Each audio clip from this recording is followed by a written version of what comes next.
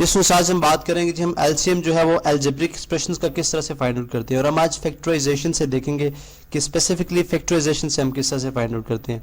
आज जब हम एलसीएम की बात करते हैं तो एलसीएम स्टैंड्स फॉर जो लोवेस्ट कॉमन मल्टीपल। ये वो कॉन्सेप्ट है जो आप 9th 10th ये 7th 8th क्लास में भी पढ़ चुके हैं।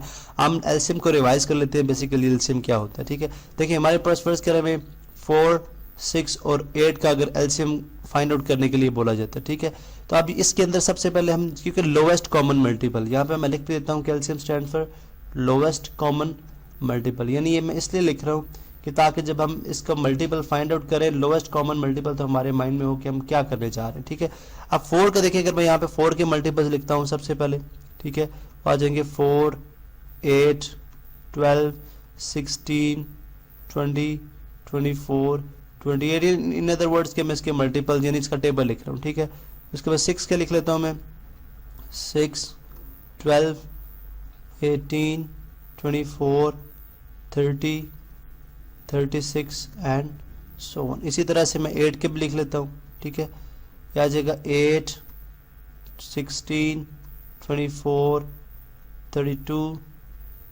40 एंड सो ऑन। ठीक है, अब हम बात कर रहे हैं जी लोवेस्ट कॉमन मल्टीपल। सबसे पहले जी ये अब पहली कंडीशन जो है ये हम ये होना चाहिए कि तमाम के तमाम मल्टीपल्स, तो ये तमाम के तमाम जो मैंने लिखे हैं यहाँ पे हमारे पास क्या है, मल्टीपल्स है। उसके बाद है जी लोवेस्ट कॉमन, यानी एक ऐसा मल्टीपल हो जो लोवेस्ट भी हो और कॉमन भी हो। अब अगर हम देखें सबसे लोवेस्ट इनमें 4 है, लेकिन 4 इज नॉट कॉमन, 4 सिर्फ 4 का मल्टीपल है, 6 और 8 का मल्टीपल नहीं है। इस तरह अगर आप 8 को चेक करें, ठीक है, यानी इसका मतलब है ये मल्टीपल ये वाला नहीं होगा एलसीएम। फिर 8 का चेक करें, ये भी जो है जस्ट 2 के अंदर मौजूद है, 6 का मल्टीपल नहीं है। 12 का चेक करें, ठीक है, 12 जो है वो 6 का भी है लेकिन 8 का नहीं है। ठीक है, तो 12 भी नहीं हो सकता, हमने देखना जी कॉमन भी जो हो। फिर उसके बाद 16 देखें, 16 जो है वो 4 का भी है, 8 का भी है लेकिन 6 का नहीं है। ठीक है, उसके बाद 18 देख लेते हैं, 18 जो है वो जस्ट 6 का ही मल्टीपल है। उसके बाद हम 20 देखें, ठीक है, 20 को देखते हैं तो 20 जो है जस्ट 4 का मल्टीपल है। इसी तरह 24 अगर देखें तो 24 इसके अंदर भी मौजूद है, इसके अंदर भी मौजूद है और इसके अंदर मौजूद है। मैं तो इसको डिफरेंट कलर से सर्कल कर देता हूँ। तो हमने देखा जी 24 एक ऐसा, इसको मैं रेड कर रहा हूँ, 24 एक ऐसा मल्टीपल है जो सबसे छोटा है से मुराद के एक ऐसा कॉमन मल्टीपल है जो सबसे छोटा है। ठीक है, यानी ऐसा कॉमन मल्टीपल जो सबसे छोटा है। तो हमारे पास फिर एलसीएम यहाँ पे क्या आ जाएगा, एलसीएम में हम लिख देंगे जी 24। ठीक है, ये तो था कॉन्सेप्चुअल वे ऑफ फाइंडिंग, ये कॉन्सेप्चुअल वे था। अगर हम इसको जो है वो मैथमेटिकल वे से सॉल्व करें, जिस तरह से इसको टेक्निक हमने स्टडी की थी कि हम किस तरह से सॉल्व करते हैं, ठीक है, तो उसका मैथड कुछ इस तरह से है जी कि हम क्या करते हैं, सबसे पहले फैक्टर्स ऑफ, यानी फैक्टर्स ऑफ फैक्टर या प्राइम फैक्टर्स ऑफ लिखेंगे, फैक्टर्स ऑफ 4। ठीक है, अगर आप 4 के फैक्टर्स देखें तो क्या बनते हैं, यानी is equal to 2 multiply by 2 which is equal to 2 square. इसी तरह से मैं फैक्टर्स ऑफ जो है वो 6 लिखता हूँ। ठीक है, 6 के फैक्टर बनते हैं 2 मल्टीप्लाई बाय 3, तो ये एज इट इज रहेगा।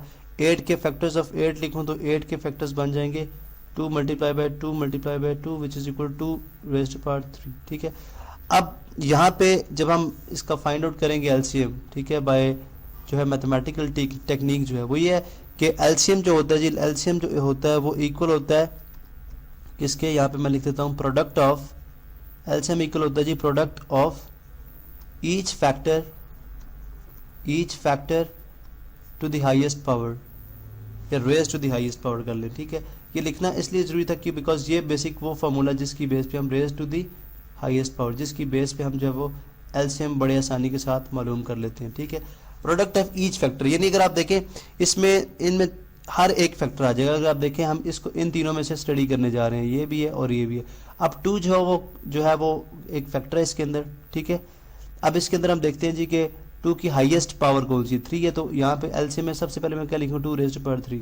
उसके बाद जस्ट 3 एक ऐसा बचता है जिसकी पावर 1 है और वो सिर्फ 6 के जो है वो फैक्टर में आ रहा है। तो 2 raised to power 3, 2 3 times 8, 8 into 3, 2 raised to power 3 8 होता है, 8 मल्टीप्लाई 3 24। ठीक है, तो आप देखें इस तरह से भी हमारे पास एलसीएम 24 है।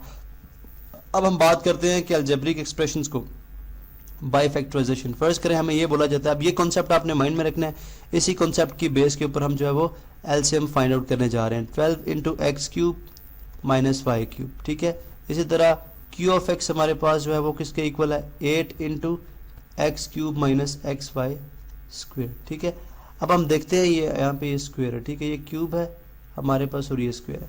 अभी हम देखते हैं जी किस तरह से फाइंड आउट करेंगे। सबसे पहला स्टेप होता है जी, लिखें जी फैक्टर्स ऑफ, जैसे हमने ऊपर किया हम लिखेंगे जी factors of P of X. अगर इसके फैक्टर्स फाइंड आउट किए जाए तो 12 को हम लिख सकते हैं 2 मल्टीप्लाई बाय 2 मल्टीप्लाई बाय 3 12 होता है, और x in cube minus y cube ये बन जाएगा x माइनस वाई यानी a minus b, a cube minus b cube है, जगह a minus b into a square plus a b plus b square. Sorry यहाँ पे b नहीं, वहाँ b पे जो y है वही आएगा, ठीक है।